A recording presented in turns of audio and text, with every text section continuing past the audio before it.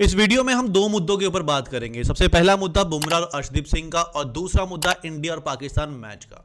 बुमराह और अर्शदीप सिंह को मुद्दा यह है कि सोशल मीडिया, क्रिकेट एक्सपर्ट काफी सवाल उठा रहे हैं कि आप अर्शदीप सिंह जैसे टैलेंटेड गेंदबाज को और इंडिया की तरफ से जिसने मोस्ट नंबर ऑफ विकेट्स ली हो टी20 में, आप उसको ड्रॉप कैसे कर सकते हो।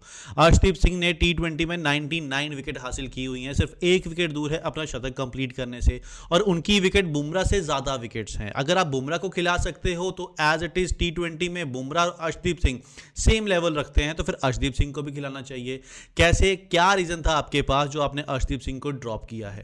और दूसरा, बुमराह के बारे में यह कहा जा रहा है कि बुमराह जिसको बीसीसीआई और टीम इंडिया हमेशा प्रोटेक्ट करती आ रही है, उसको हमेशा कवर करती है कि कहीं इसको इंजरी ना हो जाए। आपको याद होगा इंग्लैंड टेस्ट में बुमराह ने पिक एंड चूज पॉलिसी शुरू की थी, जिसके तहत वो सिर्फ 3 टेस्ट मैच ही खेलेंगे, 2 टेस्ट मैच में रेस्ट करेंगे। और वो 2 टेस्ट मैच में रेस्ट इसलिए की गई थी ताकि बुमराह इंजर्ड ना हो जाए। तो फिर यूएई जैसी वीक टीम के अगेंस्ट बुमराह को रेस्ट क्यों नहीं दी गई? क्या अब आपको इंजरी का ध्यान नहीं आया?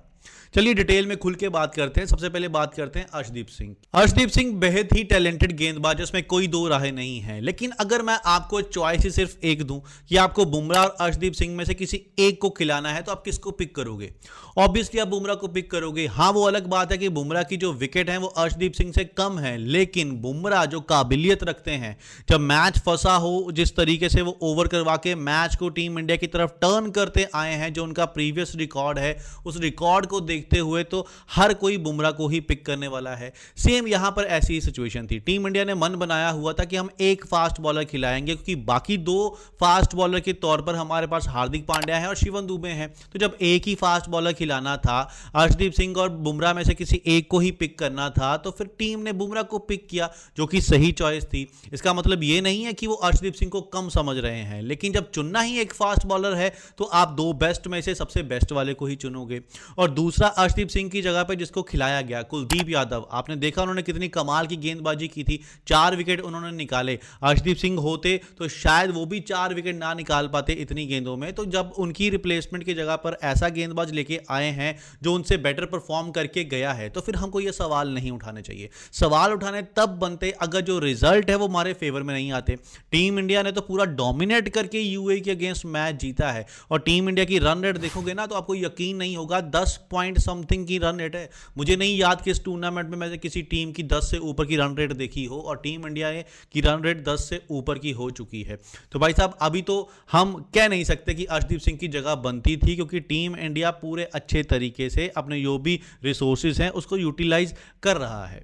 और दूसरी बात उठ रही है बुमराह को खिलाने को लेकर कि बुमराह को इस मैच में रेस्ट दे सकते थे, क्योंकि यूएई के अगेंस्ट तो आप आराम से मैच जीत सकते हो। तो बुमराह की सेफ्टी का ध्यान रखते हुए, उनकी इंजरी को देखते हुए आप बुमराह को रेस्ट देते, अर्शदीप सिंह को खिला देते।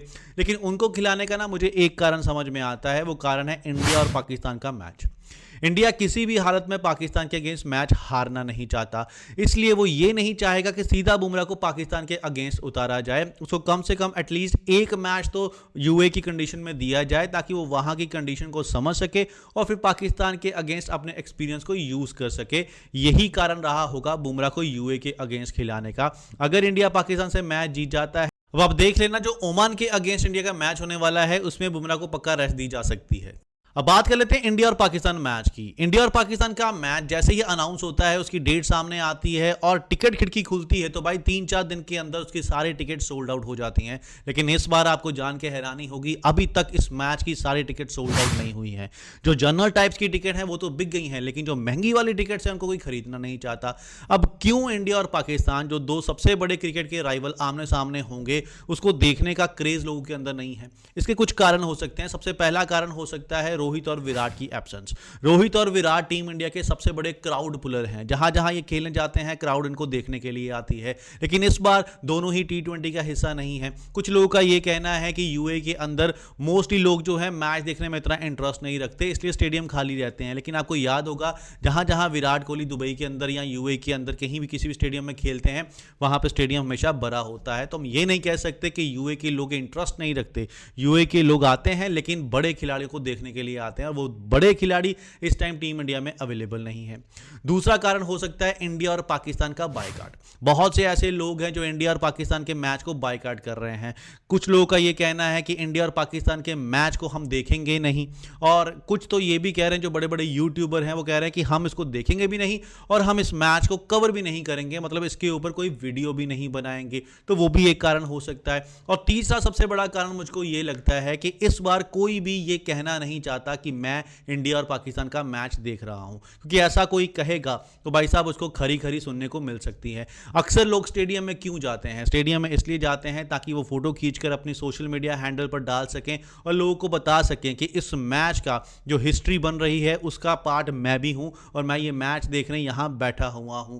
लेकिन इस बार अगर वहां कोई जाएगा, फोटो खींचकर डालेगा, तो हो सकता है उसको गालियां सुनने को पड़ जाए कि तू भाई पाकिस्तान का मैच देखने के लिए कैसे चला गया, तू देशभक्त नहीं है, तू गद्दार है। तो ये सारी बातों को ध्यान में रखते हुए भी शायद जो है वो टिकट्स इतनी सोल्ड आउट नहीं हो रही हैं। अब देखना ये होगा कि संडे वाले दिन टीम इंडिया और पाकिस्तान के मैच में स्टेडियम कितना भरा होता है, क्योंकि टीम इंडिया का जो पहला मैच यूएई के साथ था वहां पे मुश्किल से 4 या 5 हजार लोग ही आए हुए थे, इससे ज्यादा लोग वहां अवेलेबल नहीं थे, स्टेडियम खाली था।